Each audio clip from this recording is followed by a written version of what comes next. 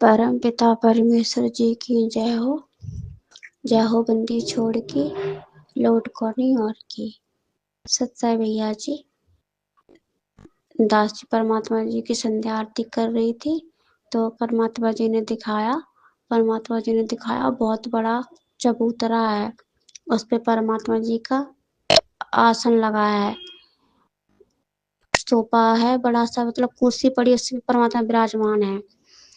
और आप चरणों में आप जी और प्रवीण भैया जी दोनों लोग बैठो, एक एक चरणों को पकड़े हो, तो परमात्मा आपको आशीर्वाद दे रहे हैं। आप दोनों भाइयों के सर पे परमात्मा अपना हाथ रखे हैं और वो खुश हो रहे हैं, कह रहे बेटा हम तुम्हारी सेवा से अति प्रसन्न हैं, आप निस्वार्थ भाव से सेवा कर रहे हो परमात्मा की।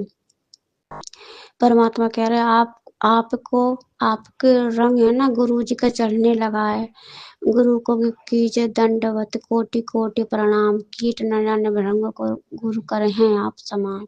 तो हमारे जैसे बनते जा रहे होते जा रहे हो, जैसे तुम्हारा गुरु निस्वार्थ भाव से भगत मानव समाज की सेवा कर रहा है, उसका कल्याण कर रहा है, उसके लिए परमात्मा कहाँ पे है आपको पता है? परमात्मा किस जगह पे बैठा है?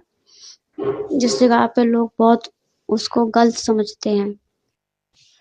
इसी तरह से तुम भी परमात्मा जी के निश्चित कदम पर चल रहे हो, इसलिए तो फिर परमात्मा जी बता रहे कि समय अनुसार इंसान को बदल जाना चाहिए। जैसे कि पहले जमाने में मतलब न्यार काटने वाली फरसा हुआ करता था, गड़ासे से कुटी काटा करते थे, फिर उसके बाद दो फरसे वाली आई, मशीन में लगा के काट लो, फिर उसके बाद लाइट वाली आई, खट कर काट लो। तो जो हमारे दादा परदादा थे वो यही कहा करते थे कि कुटी तो हमारे जमाने में अच्छी तरह हम जिस तरह से काटते उसी को मानते। तो परमात्मा जी कह रहे जिस तरह से मतलब प्रवीण भैया जो कर रहे हैं अच्छा कर रहे हैं, मतलब इनको मुंह तोड़ जवाब देना, कोर्ट के सामने इस तरह के सवाल उठाना, सवाल करना, फिर ये कैसे जवाब देंगे, तो सही कर रहा है। समय हिसाब इंसान को बदल जाना चाहिए, जो ये मतलब कर रहा है अच्छा कर रहा है। फिर परमात्मा जी ने दिखाया जो भी 5 से नामदान केंद्र हैं सब में परमात्मा जी ने ताला लगवा दिया, सरकार ने सबको सील कर दिया। तो फिर वो जो भगत भाई थे मैनेजमेंट वाले, वो सब अपने घर में बैठ के भक्ति कर रहे हैं। तो परमात्मा कह रहे हैं जब घी सीधी उंगली से ना निकले तो टेढ़ी कर लेनी चाहिए, और ना रहेगा बांस ना बजेगी बांसुरी, ना रहेंगे आश्रम ना ये भगत समाज आएगा। क्योंकि कुछ जो छोटे बच्चे हैं उनको बात समझ में नहीं आती, उनको जब तक उनके थप्पड़ ना मारो तब तक वो समझते नहीं। इसी तरह से भगत समाज है, गूंगा बहरा है, इसको समझ में नहीं आती है ज्ञान की बातें, ज्ञान आधार से नहीं चलता, जो भाई बहनों से ज्ञान आधार से बताते उसकी भी नहीं मानते। इसलिए इनके लिए अब यही उपाय है कि ये ना रहेगी बांस ना बजेगी बांसुरी, इसलिए घर में बैठ के भक्ति करो। जब आश्रम ही नहीं रहेंगे तो जाएंगे कहाँ से? खुद में खुद थक हार के घर बैठ के भक्ति करेंगे।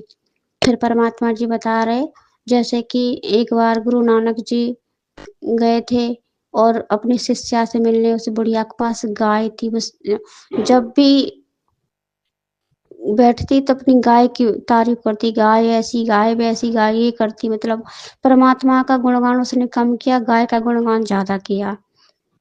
जब वो वहां से चले तो उन्होंने नानक जी ने उनको कहा कि तेरी गाय मरी हो। फिर जब वो दोबारा गए तो फिर उन्होंने उस बुढ़िया ने कहा कि ये गुरुदेव आपने बड़ा अच्छा किया, आपने आशीर्वाद दिया, नहीं तो गाय तो नहीं पर बुढ़िया जरूर मर जाती, क्योंकि भक्ति कर ही नहीं पा रही थी, सारा दिन उस गाय में लगी रहते थे। इसी तरह से मैनेजमेंट वाले भाई बहन एक गाय की तरह मैं आश्रम में जा जाके ईंट पत्थर ढोना, भक्ति तो नाय मात्र की नहीं, अंश मात्र इनके अंदर भक्ति नहीं, बस उसी में लगे रहना। इनको ये लग रहा है कि हम ईंट पत्थर ढो ढो के सेवा कर रहे हैं, पर ये कुछ नहीं कर रहे। ईंट पत्थरों से भगवान नहीं मिलते हैं, भगवान मिलेंगे सेवा सुमरन आधीनी और मर्यादा में रह के भक्ति करने से। तो इसी तरह जब उसकी गाय मर गई और फिर गुरु जी नानक जी गए तो वो बड़ी खुश हुई, उसने परमात्मा की चर्चा की, उसने गाय की जिक्र भी नहीं किया। इसी तरह से मैनेजमेंट वाले जब भी हो किसी भाई बहन को कमेंट्स करेंगे जो सच के रास्ते पे चल रहा है, सच्चाई को सामने ला रहा, उजागर कर रहा है, जो इतनी आसान या पीड़ा सह रहा है उन भाई बहनों के लिए, तो वो बस यही करेंगे मैनेजमेंट बहुत अच्छा है, मैनेजमेंट ये, मतलब सारा दिन गुणगान उस मैनेजमेंट के, हमारे मैनेजमेंट में परमात्मा संत रामपाल जी ने ये कर दिया, वो कर दिया। चाहे इनको इनको पता है कि तुम्हारे परमात्मा ने कर दिया है, तुम्हें ज्ञान आधार है, तुम्हारे परमात्मा ने सत्संगों में कभी बताया ही नहीं। तुम्हारे परमात्मा का ज्ञान आधार है सत्संग, जो परमात्मा ने सत्संग में आदेश दिए वही ज्ञान आधार है, और वही परमात्मा का, ना कि घर बनाना, किसान को सेवा करनी, पैप देनी, ये सब मनमानी आचरण, ये तुम्हारे गुरुदेव ने बिल्कुल नहीं कहा। तो जब ये आश्रम नहीं रहेंगे तो उस बुढ़िया की तरह बैठ के घर में भक्ति करेंगे। जब भक्ति करेंगे कुछ समय के बाद इन्हें पता चलेगा कि परमात्मा ने बड़ा अच्छा किया, परमात्मा का कोटि कोटि शुक्रिया, कोटि कोटि धन्यवाद।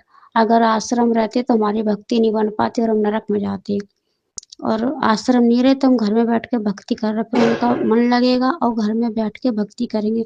जिस तरह से बुढ़िया की गाय मर गई और उसने जिक्र नहीं किया और अपने गुरुदेव से खूब खुश हुई, इसलिए अभी इनको भाई जो सच्चाई सामने ला रहा है इनको बुरे लग रहे।